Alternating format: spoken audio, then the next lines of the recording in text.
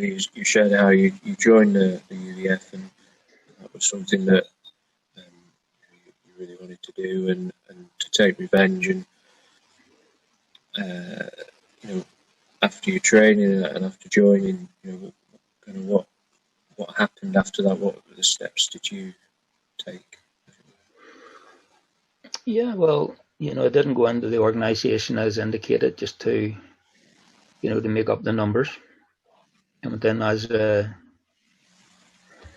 operative, as they call it, as a combatant. And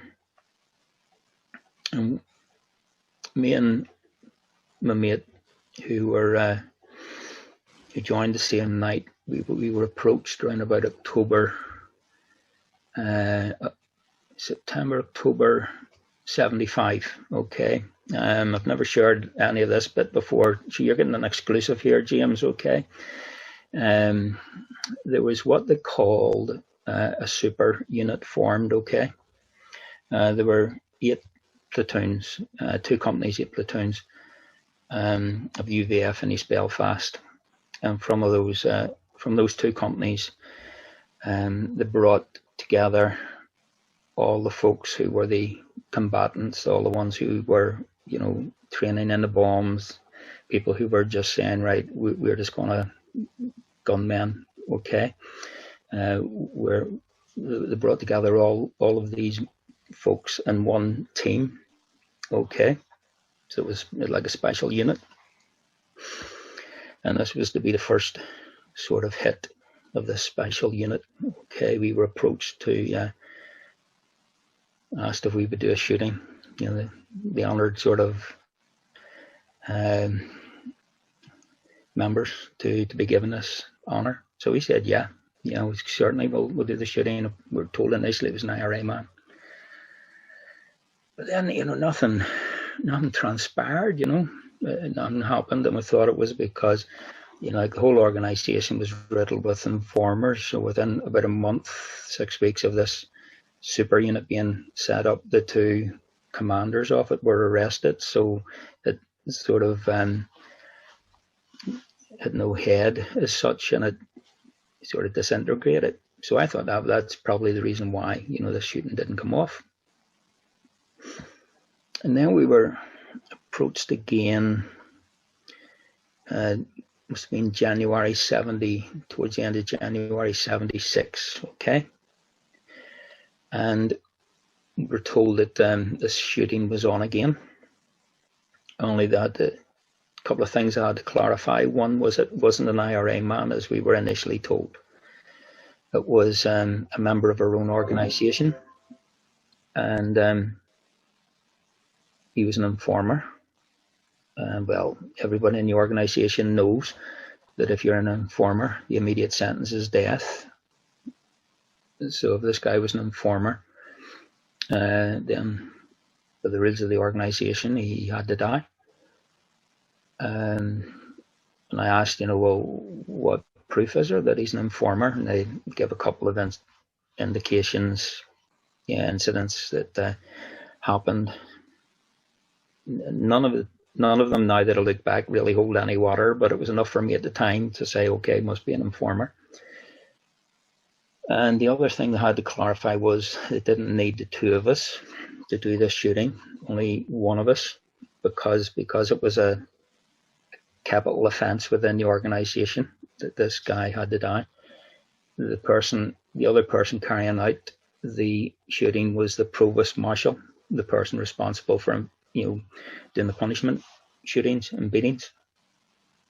So because this provost marshal was going to be doing the shooting, and we only needed one of us to go along with him. So what actually happened, because the 2 of us were starting to argue over who's going to do this shooting, the guy who was asking us to do this, he pulled a coin out of his pocket and he tossed the coin in the air. He said, call. I think I called heads or something like that. And right enough, it was heads. Okay, so whatever it was, I called.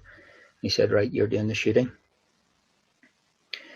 And so the wee guy who didn't get the call, heads or tails, he was the one that went on and was killed with his own bomb a year later. And I've often looked back, James, and I thought, what if we Milky? We called him Milky because he was like the Milky Bar Kid. You ever see the Milky Bar Kid advertisements? Or was that before your time? I know what you mean, yeah. The Milky Bar Kid looks so innocent, doesn't he? Well, Milky looked like the Milky Bar Kid, but he was ruthless. And I often wondered, if Milky had called Tails and went out and done the shooting, and he would have been arrested. After that, I'd have carried on, and the organisation would have been me planting the bomb that night. There, but by the grace of God, in many respects. But anyway, as I say, I got to do the shooting on the 19th of February 1976. Thursday morning. The fellow I was doing the shooting with was now well known to myself. He was a good friend of my brother's. I had known Alan since I was about 7 or 8. He used to come to our house for his lunch when he worked with my brother in the shipyard, and I remember sitting on his knee as a kid, And here we were this morning out to do this wicked, evil deed. We picked up the guns, went and waited in this derelict street, and the guy had turned up for work about 20 past 7 or so, 20 past 7 in the morning. Nobody about. Obviously, the street was derelict, and we carried out the shooting coldly. It was bloody, it was brutal, it was callous, and from our perspective, there was no twinge of conscience, no second thoughts or anything like that. It was just a hardness, it was just a coldness, and we made good our getaway. And as far as we were concerned, we were clean away. Humanly speaking, no one saw us carrying out the shooting. The police didn't arrive on the scene until about 20 minutes after the shooting had taken place. So we were well away. I was in work by the time the police had actually turned up on the crime scene. So yeah, that's what happened, James. Thank you, Billy. And as you said, you did this deed, and then you went off to work, and you said how the police went there to the scene, and you maybe got away, and what happened in the days and weeks following.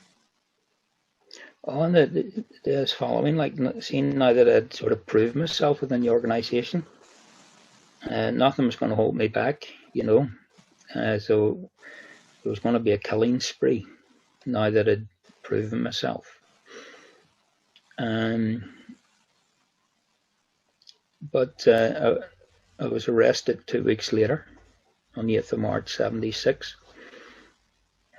Ironically, the reason given for the police being able to apprehend us in court when we were being sent, during the trial, was that they had arrested us due to information received, which is really police talk for an informant. So somebody actually informed on us, James, So yeah, we were arrested on the 8th of March, and at the age of 17, found myself in the Maze prison.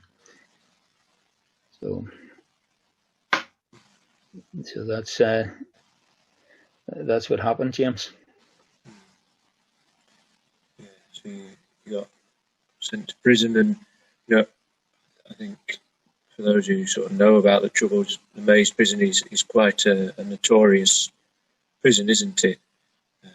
Many people got sent there who were involved in the Troubles. What was it like in prison? How did you get on in there? What was life like?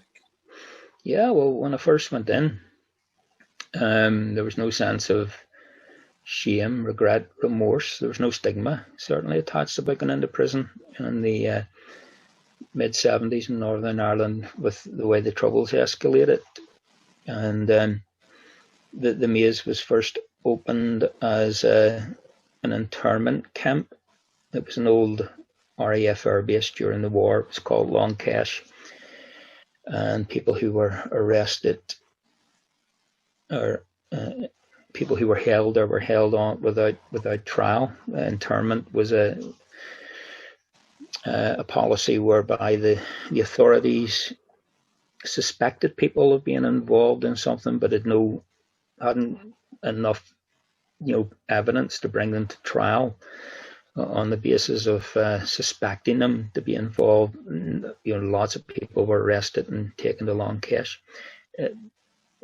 Majority of them would have been from a Republican background, although loyalists were also arrested. Now, as the Troubles escalated and voices were raised against internment, people who were arrested for terrorist-related crimes, because they were becoming an increasingly large number, were held in what became known as the maze, and they were given prisoners were given a special category status, so you were like a prisoner of war. And on remand, I was placed in a part of the prison that solely held members of the organisation that I was affiliated with, and it was run along military lines.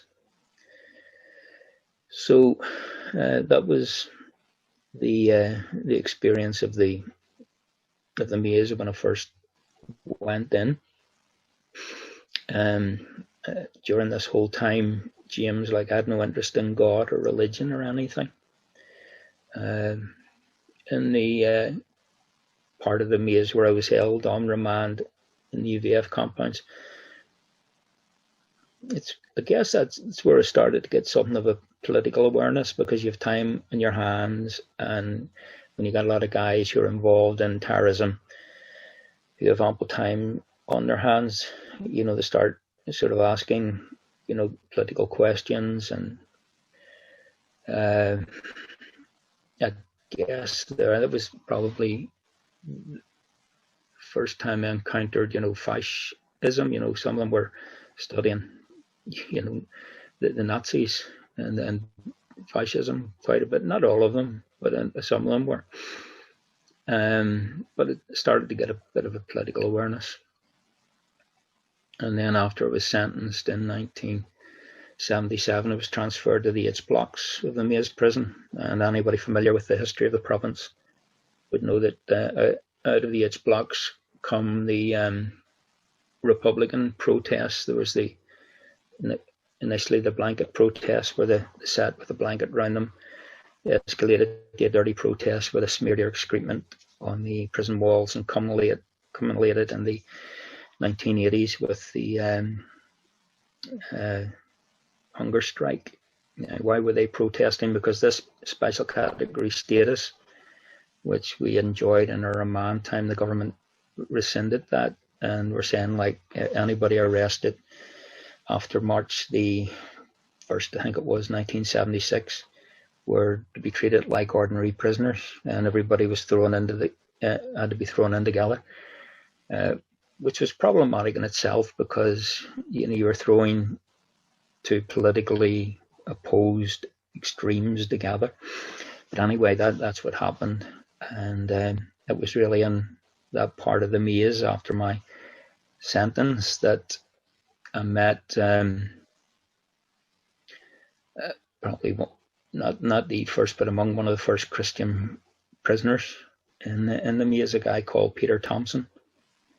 And I'd known Peter from remand time, and he arrived in the H blocks. It wasn't long after myself. I think it must have been around about September 77. But anyway, Peter arrived carrying a Bible, and he was talking about being a Christian, and what Jesus had done in his life. I thought that this wasn't the Peter that I knew in the compounds, during my remand time. What had happened to him, between Peter getting sentenced and moving to the H blocks, he had this conversion experience, which I thought was really convenient because he had just been given a life sentence. And he needs to show that he's a changed character if he's going to, try and get out of prison early. And what better way to show you're a changed character than to say you've got a bit of religion, and you're now a good guy. Instead of carrying a bomb, you're carrying a Bible. And as far as I was concerned, Peter was a hypocrite. He was a phony. He was a big lad, so he was, but in spite of his size, I thought, Peter, was just a wimp. It needed a crutch to lean on to get him through his time in prison, and Christianity was a convenient crutch. But Peter, as soon as he arrived in the H blocks, he said he would be the block barber. Now, Peter had never cut anybody's hair in his life. Peter was not a barber. But he said, if anybody needs a haircut, they have to send for me. And that gave Peter really the run of the H block. If you picture an H, each of those legs of the H are different wings. So you get A wing, B wing, C wing, D wing.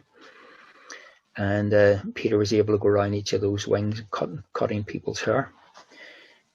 And when he got you in the chair, and started cutting the hair, like he would just talk about Jesus. And by this time, it sort of drifted over to sort of Marxism. And I thought Mr. Marx was the answer to Ireland's problems. And I was studying Marxism quite avidly. When you're a good up Marxist, like, the last thing you want to hear is some idiot talking about Jesus. And, I was just saying to Peter, like, just hurry up and get this haircut and stop talking about Jesus and things like this, no interest.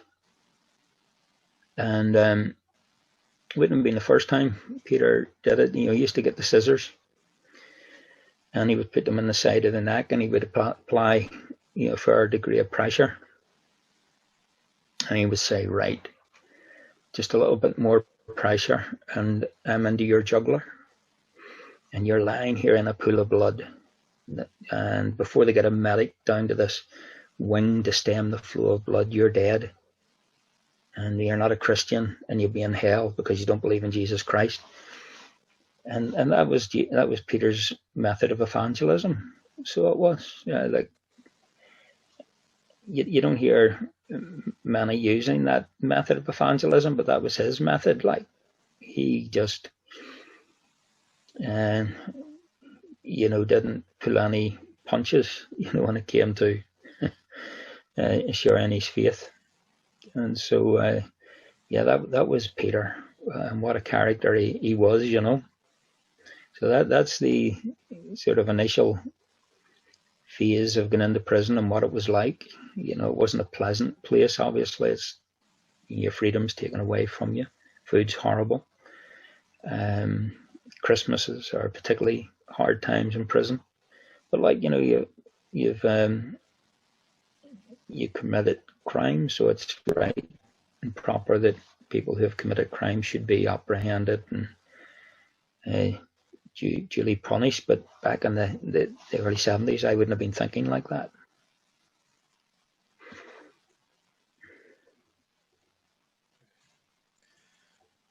Thanks, Billy.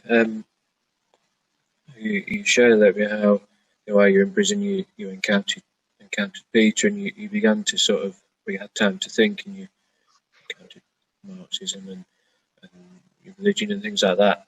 When did you yourself start following Jesus, and kind of why did you take that step? I have no real interest in following Jesus. As I said, my perception of Peter Thompson was that he was a bit of a weak link and that Christianity was more or less a crutch. So, yeah, Jesus and religion per se and God as an entity just did not feature, But round about it was 1978, started to receive magazines from New Zealand. And to this day, I don't know anybody in New Zealand. But these magazines kept coming. They were religious magazines, and they went into the bin because they had no time for religion. And I thought, well, it's a bit of a waste. These magazines coming from the other side of the world, they end up in the bin. When Peter Thompson's into this religion, he could probably make use of these. And so I started to send them over to Peter when they reached me, still unopened, and I never opened one of them. And it was 1980. I went out to the medical room one night for a headache tablet, and Peter was in the medical room. And I just happened to say to him, I hope you're getting the magazines that I'm sending over to you, Peter. I don't know who's sending them, but you're quite welcome to them. And the medical officer looked at me and he said, do you not think it's God who's sending you these magazines? And I'd never heard anything as ridiculous in my life. God sending magazines from New Zealand to the Maze prison. And I said to this medical officer, I'm skeptical about God. I don't believe God exists. And usually when I said that to a Christian prisoner or prison officer, they would always say, well, the fool has said in his heart there is no God. That's a quote from the Psalms. And I was waiting, and this medical officer coming out with this, well, the Bible says you're a fool. I was going to throw him a line of argument and get offside. And I remember him looking at me. He became a good friend, Joe Martin, Smoky Joe. And he said, oh, you don't believe in God? And I said, that's right. You're skeptical about God. Yeah, that's right. He's going to call me a fool because you can read these Christians like a book, James, And I'll just throw him a line of argument and get offside. Well, last night he didn't say that. He looked at me and he said, well, here, I want to tell you something, kid. Regardless of whether you believe in God or not, it doesn't take away the fact that there is a God. Nor does it take away the fact that if you die in the state you're in at the moment, you're going straight to hell. And once you get there, kid, you will not be skeptical anymore. In fact, he said, you will be a believer because everybody in that place believes. And once you're there, there's no release date. You're there forever. I couldn't hit him with a line of argument for you're a fool. He had wrong foot at me. I wasn't expecting that. And I turned and hightailed it out of that medical room. Now, obviously, if there was a heaven and a hell, there's no argument. If there is a heaven and a hell, I know where I'm going. But is there a heaven and a hell? Is there a God? So a little seed had been sown in my mind. And, you've any amount of religions in this world, like, what, one of them's right. Here I was in this prison listening to these Christians, and they're so dogmatic, like they're so arrogant. Their Jesus is the only Jesus. There's no other way. Their Bible's the only Bible. There's no other book. I thought that was such crass arrogance, like. But a seed had been sown, and I started to ask a lot of questions. And what I can't give an adequate explanation for, even up to the present day, is that those magazines that had been coming on a regular basis, and I never read one of them. I never received another one after that conversation with Joe Martin in the medical room. It's as bizarre and as freaky as that, but that's how it happened. And then Christmas Eve 1980, so August, September, October, November, so about 4 months after this conversation in the medical room, there was a Christian prison officer on the front gate of the H block that Christmas Eve night, and a woman called Gladys Blackburn, who was a prison visitor, was coming into the H block. And the prison officer said, get down to C Wing and talk to a fellow called McCurrie, who's been asking a lot of questions recently. So Gladys came straight down to C Wing and came down to my cell. And after a bit of formal conversation, she simply, she lifted down the Bible and she began to read from Luke chapter 23, the story of the crucifixion. And the superscription also was written over him in letters of Greek, Latin, and Hebrew. This is the King of the Jews. And one of the thieves who was hanged railed at him, saying, If you are the Christ, save yourself and us. But the other answering rebuked him, saying, Do you not fear God, seeing we are in the same condemnation?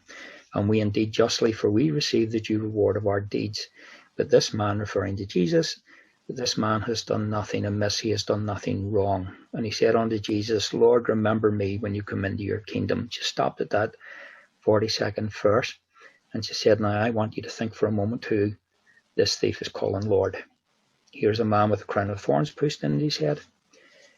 Here's a man, and they've punched him, they've beaten him, they've spat upon him. His back has been lacerated with a Roman whip. They've stripped him naked to humiliate him. Here he is hanging in this middle cross, and yet this thief addresses him with a divine title, calls him Lord. And she said, Does he look like a Lord to you? Because on the cross, and I can vaguely remember her saying this, Jesus Christ was still Lord. He was still God over all, blessed forever. Okay? Obviously, the theological significance of that was lost on me at the time, but yes, the man Christ Jesus is dying on the cross, but the man Christ Jesus is God incarnate.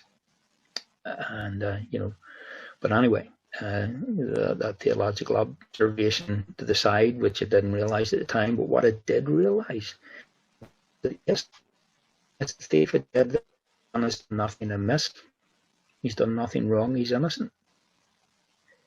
The reality of that hit me, that Jesus Christ was innocent. That everything evil and vile and repugnant that characterized my life, he knew none of that, because his life was a perfect life. And yet, on the cross, Jesus Christ was taking my place, and it was as real as that. He who was no sin, he who knew no sin, was taking my punishment on the cross, what I deserved, the hell that I deserved, the hell that was justly my due. He was taking it on the cross. That was so clear. And if Jesus Christ was loving me enough to die for me, surely, well, boy, how do you become a Christian? This man has given his life for me. All of this was so real to me at this point. Came so real, so clear. I asked that woman, how do you become a Christian? She said, I'll explain it as simply as ABC. Accept Jesus Christ died for you, believe it, and then go and confess it to others. Accept it and believe it, yeah. Confess it to others, I don't think so, because I knew what I thought about Christians, how I thought Peter Thompson was working his ticket, and that Christianity was really a crutch. But anyway, the woman, she left me with several portions of scripture. One that sticks in the mind is John 6:37, all that the Father give to me will come to me, and him who comes to me I will no wise cast out. And that she left the cell. And that night, Christmas Eve 1980, if Jesus Christ loves me enough to die for me, surely I'd love him enough to confess my sins and follow him. And I don't know what I prayed. I think she had left me. She did leave me with some little gospel tracts and things. And there must have been a little prayer to pray in the back of one of those tracts. How theologically accurate it was, I don't know. But I used that as a basis of a prayer, sincere cry unto God, repenting of my sin. And there was no flashes of lightning or claps of thunder or anything. I often say to people there was no funny mystical experience, but if there was anything subjective looking back, I certainly felt clean. And because there was no flashes of lightning or anything then, I was thinking, well, does that mean God doesn't want me, or God hasn't accepted my prayer? Because I'd prayed this prayer and it was sincere, but there wasn't a big flash of lightning. There wasn't, a funny mystical experience, if you know what I mean. So was this prayer genuine? Was it real? Did God hear it? And the verse that the woman left me with, all who come to me, I will no wise cast out. I said, right, I'm going to believe that. I've come on the basis of this, and on the basis of what Jesus done for me, and if I come confessing and asking, God will not turn me away, I believe it, and I grasp that. And yeah, that's when I became a Christian that night, and I realized, God's not in the business of giving out crutches. He gave me a new life, give me a new pair of legs to stand on. Jesus talks about being born again, and that's what it was. It was being reborn. Okay. And all the hate, all the bitterness, all the anger, all the rage, all the wrath, all of those negative emotions, they all went like that. They went immediately, and instead if there was anything subjective, certainly the peace that I knew and a contentment. Nobody's content in prison, James. But certainly when it came to Christ, there was a contentment and an acknowledgement that, yes, I deserve to be here. Before that, I would have been arguing, no, I don't deserve to be here. I was perfectly justified in my actions. What would you have done if your dad had been killed, etc.? I had no justification for my actions. So yeah, when I came face to face with the cross of Christ and the reality of what Christ had done for me and become a Christian, there was an acceptance that, yeah, wrongdoing has to be punished. So yeah, that's why I went on a bit with that one, James. Right, don't worry.